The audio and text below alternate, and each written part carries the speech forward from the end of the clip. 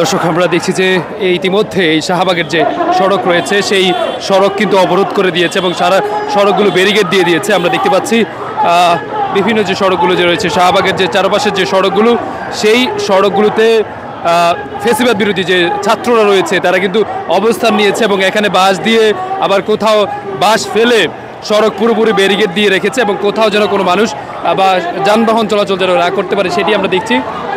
আপনারা দেখতে পাচ্ছেন যে কোনো গাড়ি চলাচল করতে পারছে না। এই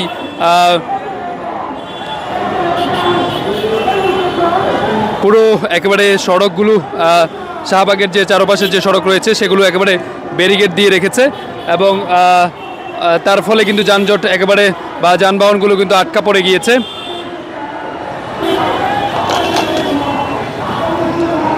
আপনারা দেখতে পাচ্ছেন এই যে সড়ক পুরো বাঁশ দিয়ে এবং পুলিশের যে ব্যারিকেড সেটি দিয়ে রাখা হয়েছে।